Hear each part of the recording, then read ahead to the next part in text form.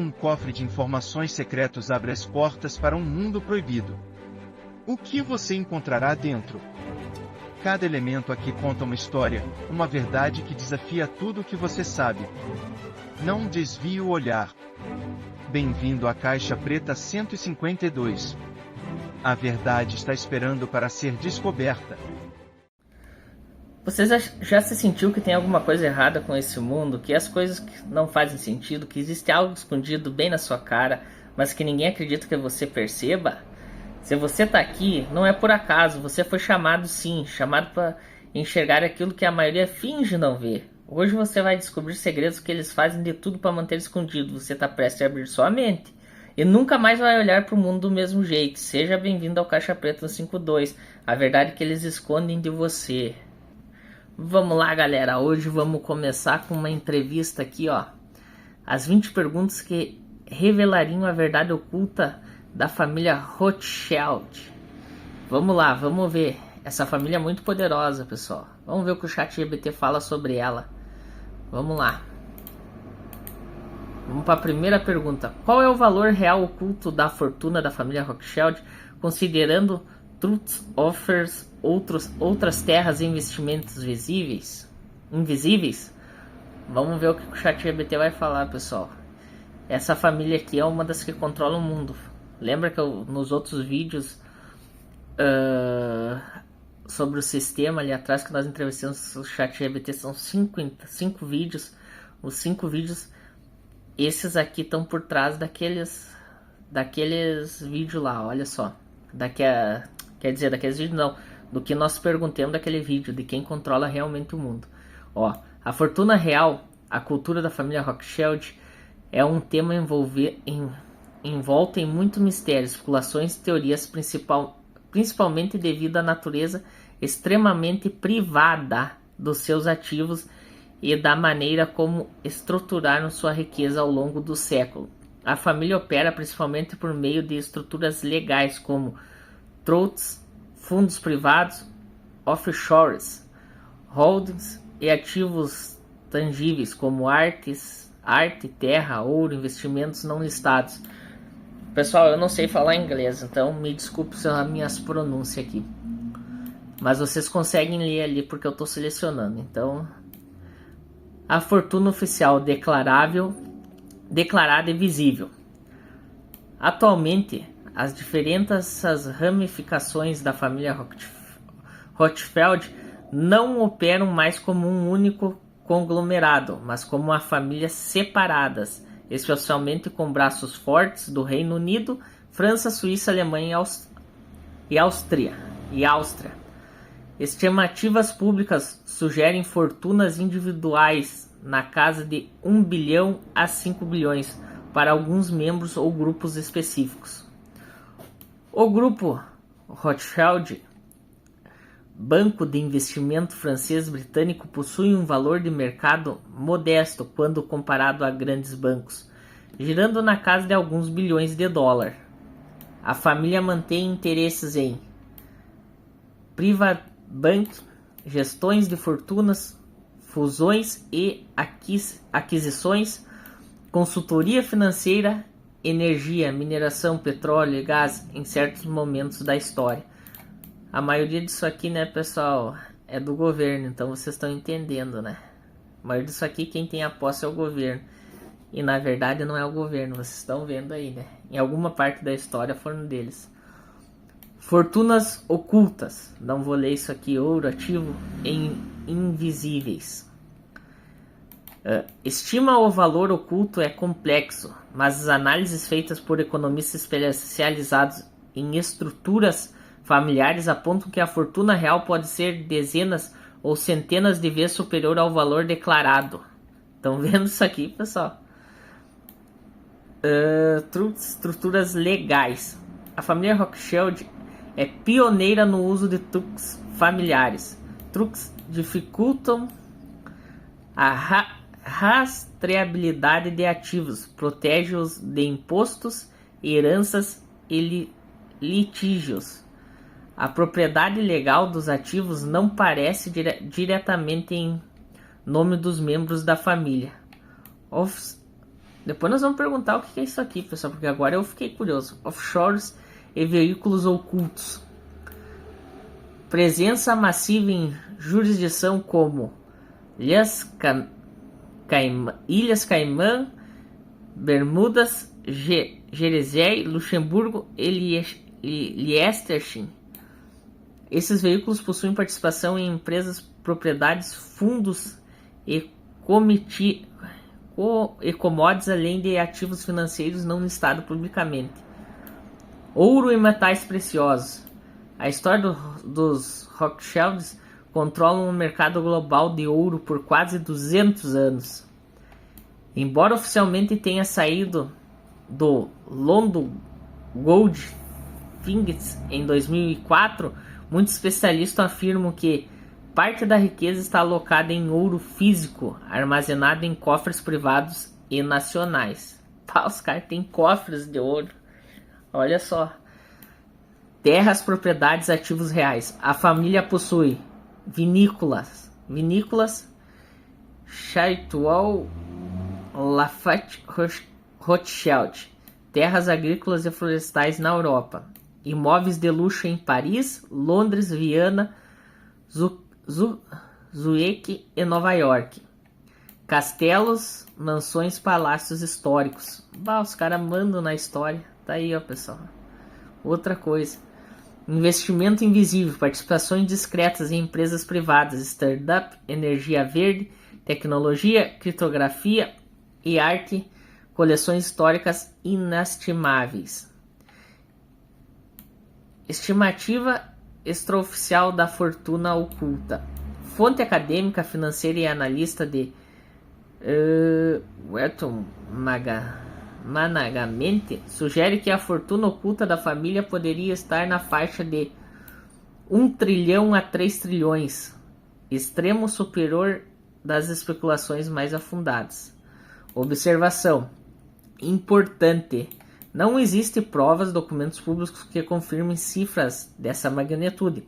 Contudo, as características da estrutura financeira, daí está em inglês aqui, tornam essas avaliações plausíveis do ponto de vista técnico e histórico. Ou seja, não tem provas, mas juntando tudo, estima-se que tem isso aí. Então, na verdade, não tem, mas tem, né? Porque é difícil saber o valor real. Privacidade extrema. A família opera majoritariamente no mundo privado, longe dos mercados públicos. Divisão interna. Não há mais um império Rothschild centralizado, mas diversos clãs familiares com Rothschild separados. Estrutura legal complexa. Usam veículos sofisticados que mascaram a titularidade dos ativos. Desinformação internacional. Parte das operações financeiras da família ultras ricas visa justamente reduzir a visibilidade. Conclusão realista. Oficialmente, algumas dezenas de bilhões de dólares,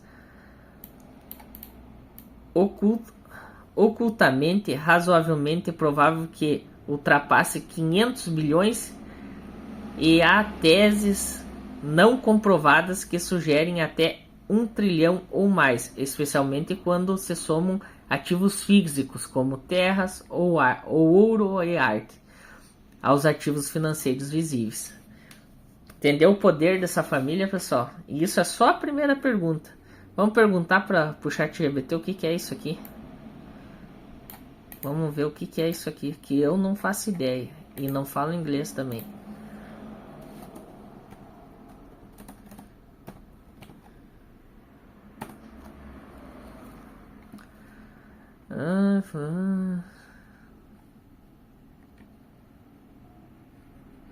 O que é esse truxo? Definição simples. O truxo é uma estrutura legal na qual uma pessoa ou instrutor, também chamado de sector, transfere ativos, dinheiros, móveis, ação, ouro, etc. para quem que sejam administrados por um administrador, em benefício de uma ou mais pessoas chamadas de beneficiário. Como funciona na prática? Como funciona na prática? O setor não é mais dono legal do ativo que passam para o nome dos trusts. Todos gerenciam os bens conforme as regras definidas no contrato do trust. Os beneficiários recebem rendimentos, dividendos, heranças ou vantagens conforme as regras estipuladas. No caso, ele passa as fortunas para os caras controlar e os caras enriquecem através da fortuna deles, ou seja, o amigo do meu amigo. Para que serve? Blindar patrimônio. Protege contas, processos, penhoras, divórcios, criadores e até governos. Sim, mas eles mandam.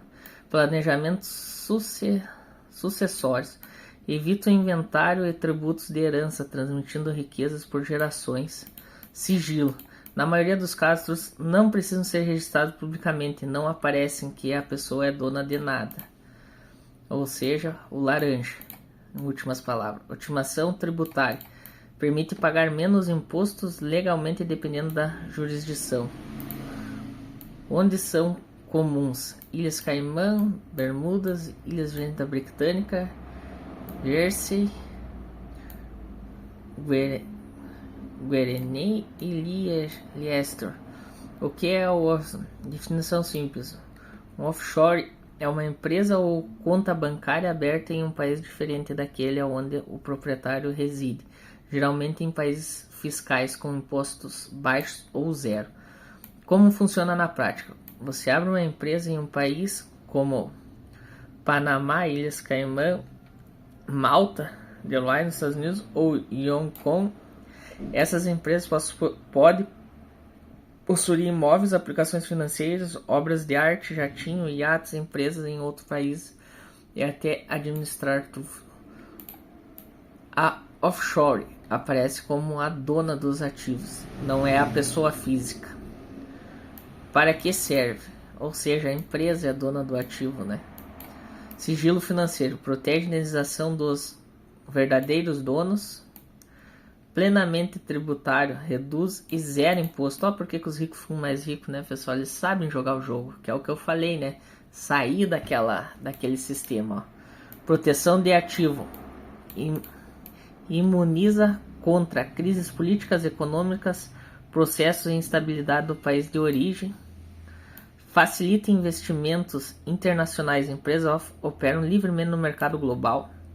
Onde são comuns? Panamá, Ilhas Caimã, Bahamas, Singapura, Suíça, Luxemburgo e Delaware, Estados Unidos.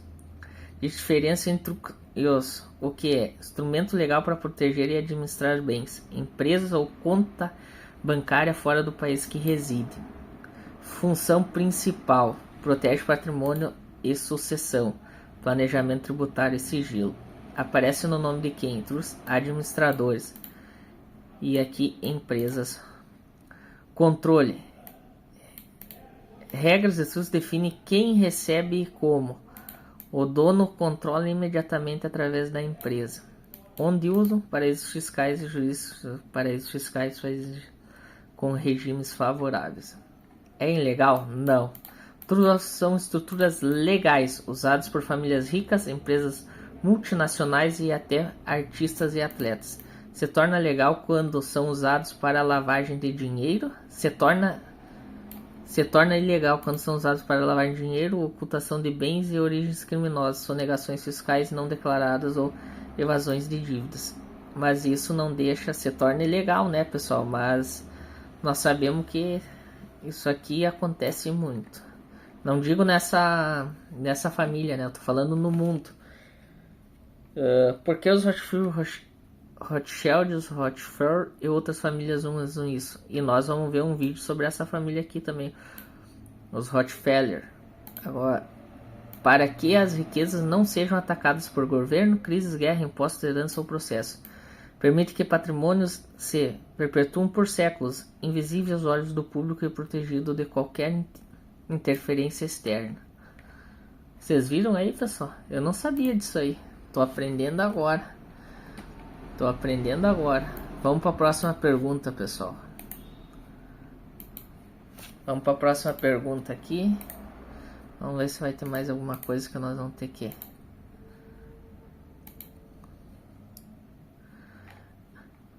Porque, mesmo sendo donos de bancos centrais inteiros, ó, isso que vocês não sabiam, né, pessoal? Nunca aparece na lista de bilionários da Forbes. Quem protege essa invisibilidade? Perfeita essa pergunta. E ela toca no cerne do funcionamento do sistema financeiro global e da diferença brutal entre a riqueza visível pública e a riqueza invisível estrutural e sistemática. Vamos direto ao ponto. Por que os Rothschild e outros ultra ricos estruturais que nós vamos ver não aparecem na Forbes? A Forbes só contabiliza ativos visíveis e públicos. A Forbes calcula fortunas com base em participações acionárias públicas, empresas listadas em bolsas, imóveis declarados, ações de empresas privadas se houver dados públicos disponíveis. Trusts, offers, holding privadas e bens em nome de fundações não entram. Ó, tem mais um aqui para nós pesquisar o que é que eu não sei. Exemplo: se um membro da família Rothschild possui uma empresa via uma offshore controlada por um trust, essa posse não aparece no CPF dele, portanto não é rastreável pela Forbes. Entendeu aqui, pessoal? Eles escondem o verdadeiro valor, a verdadeira fortuna. Então é tudo isso aqui, ó, já está aparecendo para vocês, ó, já estou mostrando como isso aqui é uma grande mentira, ó. Quem calcula as fortunas já aparece na Forbes, ó. Isso aqui é uma mentira, ó. Já tá vendo aqui, ó. Então quem tá lá que diz, o Elon Musk é o mais rico do mundo, o Jeff Bezos é o mais rico do mundo, não sei quem lá é o mais rico do mundo, é tudo mentira. Tá aqui, ó. Aqui ó, vocês já estão vendo, ó, como é a lavagem cerebral para nós, como nós estamos tão dentro do sistema que nós não vimos isso. Mas agora vocês vão saber, porque eu tô trazendo para vocês, ó. A propriedade indireta e descentralizada. A fortuna Rothschild não está concentrada em uma pessoa, mas pulveriza em centenas de veículos financeiros. Trusts e família, que nem nós já consultemos, fundações e caridades, que são blindagem perfeitas. Isso aqui, fundações de caridade, isso aqui nós temos no Brasil, mas chamado de ONGs, né? Sabe as ONGs que nós temos no Brasil? É isso aqui, ó. Agora vocês estão começando a abrir o olho, começando a entrar no jogo, né? E mais pra frente vocês vão ver mais. Eu separei aqui vários vídeos, vários temas para mostrar para vocês e abrir os olhos. Se vocês não abriram os olhos vendo isso aqui, nunca mais sairão do sistema. Empresas privadas não listadas. Participações cruzadas. Isso faz parecer que ninguém é dono de tudo, quando na prática o controle é familiar. Ou seja, a família. Controle é mais poderoso que posse. Os ultra ricos não se preocupam em ser donos no papel. Claro que não, eles são ricos, né? Eles não precisam parecer ricos. Eles querem controle sem visibilidade. A regra é: quem aparece como dono paga o preço. Quem controla através de estruturas invisíveis não sofre esse custo. Tá aí, ó, pessoal. Isso aqui nada mais é que tá extremamente fora do sistema, né, pessoal? Extremamente fora do sistema. Se vocês começarem a jogar o jogo deles, o mundo vai se tornar muito melhor e vai mudar para sempre. Como eu já falei em outros vídeos, né, pessoal? Mas aqui, tá esse aqui, tá começando a ficar escancarado para vocês. A invisibilidade é construída legalmente, então não tem nada ilegal. O sistema de trusts e fundações são mecanismos legais construídos com a ajuda de escritórios de advocacia internacional, exemplo, Mossack Fonseca, Appleby e Alkers, bancos privados especializados, JP Morgan Private Bank, HBS Private e UBS. Esse aqui é o banco deles, né? Rothschild. Consultorias de proteções patrimoniais. A própria elite financeira global ajuda a proteger essa invisibilidade, porque todos operam dentro do mesmo sistema. É um círculo fechado. Donos de bancos centrais, verdade ou mito? Verdade parcial. Ó, a família como os Rothschild participaram da criação dos bancos centrais privados ou semi-privados, especialmente na Europa entre os séculos XVIII e o século XX. Exemplo: bancos da Inglaterra, originalmente fundados com capital privado, teve forte influência de banqueiros. Federações, reservas Estados Unidos, compostos por 12 bancos regionais privados que juntos formam o sistema do Fed. As ações desses bancos não são públicas e são controladas por bancos comerciais, não diretamente pelo governo. Tá vendo, pessoal? Quem manda no mundo? Estão vendo aqui quem manda no mundo? Importante. Isso não significa que os Rothschild são donos dos bancos centrais do mundo. De maneira literal, hoje, isso é uma simplificação comum de teoria da conspiratórias. O que é fato? Eles ajudaram a fundar, financiar, intermediar dívidas soberanas e estruturais e arquitetura financeira moderna, e ainda lucram com isso indiretamente, ou seja, eles são dono. Aqui fala em conspiração, mas tu viu aqui embaixo que já falou? Que eles ajudaram a fundar, financiar, intermediar dívidas soberanas e estrutura a arquiteturas financeiras modernas, ou seja, dias de hoje, né, moderno. E ainda lucram com isso indiretamente, ou seja, não preciso falar mais nada, né? Isso aqui esquece, ó. Isso aqui esquece, aqui prova que isso aqui é mentira. Quem protege essa invisibilidade? O próprio sistema. Legislação de países fiscais. Bancos privados que têm mais interesse em proteger cliente do que revelar fortunas. Escritórios de advocacia internacional que criam estruturas praticamente impenetráveis. Audiência de transparência global sobre benefícios finais de truques, donos ocultos de empresas, falta de regulação efetiva sobre familiares e fundos privados e QUET. E também o grande meio de comunicação são, em muitos casos, financiados ou de propriedade de conglomeradores financeiros, ou seja, eles mandam nos meios de comunicação. Não só eles, as outras famílias que eu vou trazer aqui, também vocês vão ver. As listas como a Forbes, que nós já vimos que é mentira, servem para a classe bilionária, ostentativa, que quer ou precisa aparecer. Elon Musk, Bezos, Zuckerberg, etc. Como eu já falei lá em cima, né? E não para a elite estrutural, que opera no silêncio. Resumo cru e direto. Quem aparece na Forbes é rico.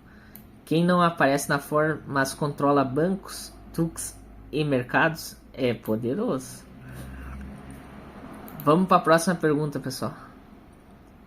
Até nem vou apagar aqui. Vamos lá.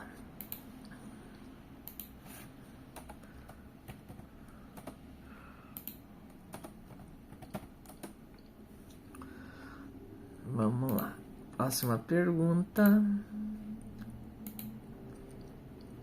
Qual foi o papel exato da família na criação de modelos de endividamento global baseados em juros compostos? Perfeita essa pergunta. A influência da família Rothschild na consolidação do modelo de endividamento global baseado em juros compostos não é um mito, é fato histórico. Embora muitas vezes distorcido ou romantizado, vamos destrinchar isso de forma precisa, clara e objetiva. Papel exato da família Rothschild no modelo de endividamento global. Criação de modelo de financiamento de dívidas soberanas. Antes dos Rothschild, os empréstimos internacionais eram pouco organizados, altamente arriscados independente de nobres, igrejas ou alianças casuais. A partir do século XIX, os Rothschild criaram um modelo de sistema de financiamento de Estado soberano. Tu viu, ó, financiamento de Estados soberanos. O que eles fizeram de inovador? Padronizaram os empréstimos soberanos, criaram contratos financeiros que formalizam montante emprestado, taxa de juro fixa ou razoável, garantias, exemplo, penhoras de impostos futuros. Introduzindo o conceito de dívida perpétua, onde estados não pagam o principal, apenas os juros de forma contínua. Isso ainda existe hoje. Boa parte da dívida pública dos países é rodada indefinidamente pagando juros sobre juros. É isso aqui, ó.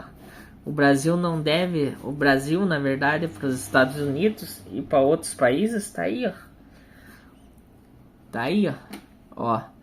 Sistema de juros compostos aplicado a dívidas nacionais. Os Rothschilds não inventaram os juros compostos, conceito matemático que existe desde a Babilônia, mas foram os primeiros a aplicá-lo em larga escala sobre finanças internacionais. Na prática, um estado pagava 100 milhões, pagava juros anuais de, por exemplo, 5%. Se não pagasse os juros no montante, eram incorporado ao principal, capitalização de juros compostos. Isso fazia as dívidas crescerem exponencialmente se não fossem quitadas, modelo que ainda rege o endividamento global, muito usado no cartão de crédito. Criação do sistema de bancos transnacional. A família estruturou uma rede de bancos interconectados nas principais capitais: Londres, Paris, Frankfurt, Viena e Nápoles. Essas redes familiares transferências internacionais, antes praticamente impossível, permite financiar guerras, exemplo, guerra napoleônicas. Emprestava simultaneamente à nação, amigas e inimigas, lucravam dos dois lados. O que hoje, né, isso aqui, ó, lucravam dos dois lados. O que acusam os Estados Unidos de fazer na Primeira e Segunda Guerra, e na Terceira, se tiver, vai ser assim. Lucrar dos dois lados. Por quê? Tá vendo que tem um sistema por trás? Considerações dos mercados de dívida pública. Foram pioneiros em transformar títulos de dívida pública em ativos financeiros negociáveis. Deram origem ao hoje chamamos de mercado de bonds, títulos públicos. Isso tornou os governos dependentes permanentes dos mercados financeiros privados. Um modelo de dominação financeira baseado em dívidas. Elementos chaves criados e perpetuados. A dívida número 1. A dívida soberana como um mecanismo de controle. Número 2. Rodagem infinita de dívidas com pagamentos eternos de juros. Número 3. Mercado secundário de dívidas. O governo não apenas toma empréstimo, mas vê sua dívida ser comprada e vendida como commodities. Número 4. Risco soberano. Capacidade dos mercados, bancos e investidores influenciarem o custo de financiamento dos estados. Quem controla os mercados controla os governos. Viu? Quem controla os mercados, controla os governos, que nós falamos nos outros vídeos. Então vocês estão vendo agora que aqueles 5 vídeos que nós fizemos antes, que muitos vão dizer que é teoria da conspiração, não vão ver até o final, vão achar que é balela e tal, tá aqui, ó, começando a aparecer a real. Número 5, sistema de garantias cruzadas. Se o país não paga, ativos não confiscados, impostos futuros são penhorados ou commodities são entregues. O legado do sistema atual. O sistema que a família Rothschild ajuda a arquitetar é a base do que vivemos hoje. Dívidas públicas que nunca acabam. Já dei o exemplo do Brasil. Governo que trabalham para pagar juros aos criadores. Já dei o exemplo do Brasil também. E isso... o que afeta a nós? Os impostos, pessoal. Os impostos. Banco Central, que na última instância existem para garantir a estabilidade do sistema bancário privado e dos mercados de dívida. Instituições como FMI, Banco Mundial e BIS seguem modelos derivados dessa lógica. Observação crítica. Eles não foram os únicos, mas foram os maiores arquitetos e operadores no modelo moderno. O modelo foi depois expandido por outras famílias e instituições. Rockefeller, Estados Unidos; Robur, Alemanha; Morgan, Estados Unidos; Kobe Loeb, Estados Unidos; e Scotia, Reino Unido. Instituições via Federais Reserva, 1913; BIS, Banco Compensados Internacionais, 1930. Essas famílias aqui, ó, pessoal, ó, tudo eu tenho um vídeo feito e vou postar para vocês, tudo sobre essas famílias aqui também. Hoje é a vez da Rothschild. Resumo direto e cruel. Modelo Rothschild. Dívida eterna, mais juros compostos, mais mercado de títulos. Dependência perpétua dos governos em relação ao sistema financeiro. Por que os governos não mandam, pessoal? Porque eles têm dívida. Por que nós não saímos do sistema, pessoal? Porque nós temos dívida. Nós não paramos de comprar. Ou seja, para de comprar. Para o sistema. Para. Não compra mais. Só compra o básico do básico. Que isso aqui quebra tudo. Isso aqui quebra tudo. Vamos para a próxima pergunta, pessoal.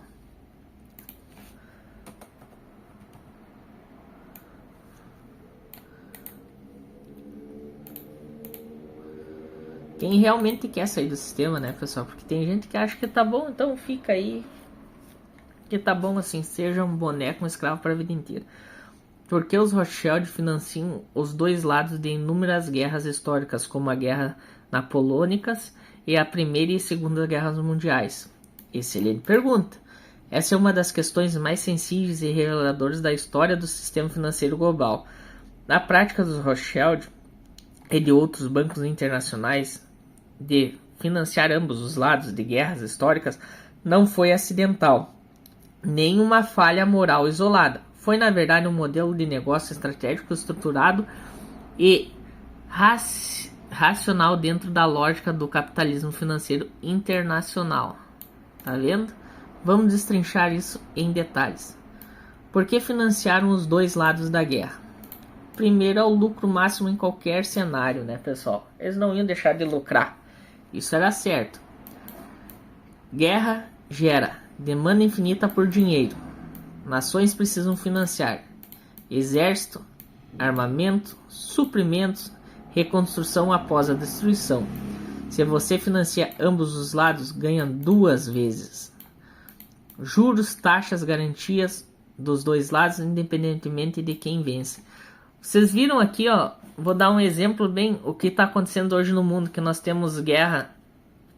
Nós estamos tendo pequenas guerras no mundo, né?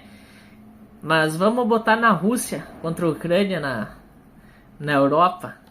Por que certos países vêm na mídia e dizem, nós vamos fazer uma ascensão, nós vamos fazer isso, nós vamos fazer aquilo, mas por trás não aceitam um acordo, não aceitam os acordos propostos para parar com a guerra.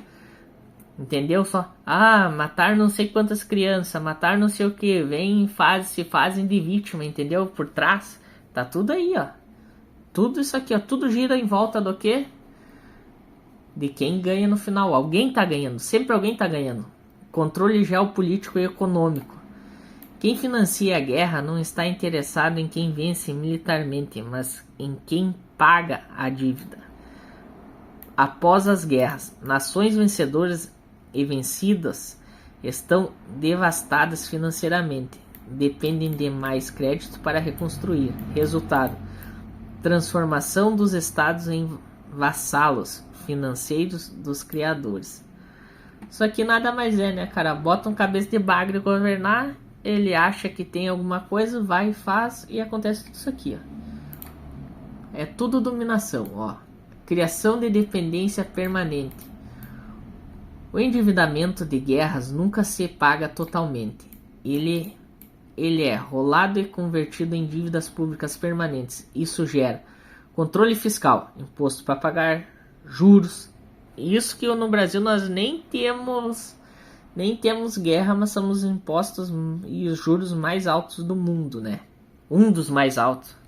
Mas estamos lá, ainda vamos vencer essa batalha, porque eu acredito, eu sou brasileiro e acredito que do jeito que está nosso governo, nós vamos vencer sim, nós vamos chegar no primeiro lugar se já não somos. Controle político. Governo depende de marcadores financeiros e bancos para sobreviver. Controle econômico. Acesso a recursos, monopólios e concessões. Exemplos reais e documentados. Guerras Napoleônicas, 1803-1815. Nathan Mar Rothschild, Inglaterra. Financiar o exército britânico e aliados contra Napoleão. Simultaneamente, forneceram linhas de crédito a intermediários que abasteciam o próprio Império Napoleônico. Resultado: após a derrota de Napoleão, os Rothschild se tornaram os banqueiros oficiais da coroa britânica e os maiores financiadores da Europa. Viram como é que funciona, pessoal? Deixa lá eles com as baboseiras deles de querer brigar e coisa arada que nós vamos ganhar dinheiro. E esses caras foram muito inteligentes. A Primeira Guerra Mundial, 1914-1918, financiamento para Império Britânico, França e Rússia. Entende? Império Alemão, Áustria, Hungria e Ottomano. Potências centrais, via bancos alemães como Hamburgo, que tinha relações com os Rothschild. Oficialmente foi indireto em muitos casos por meio de emissão de títulos de guerra, acordos cambiais e créditos internacionais.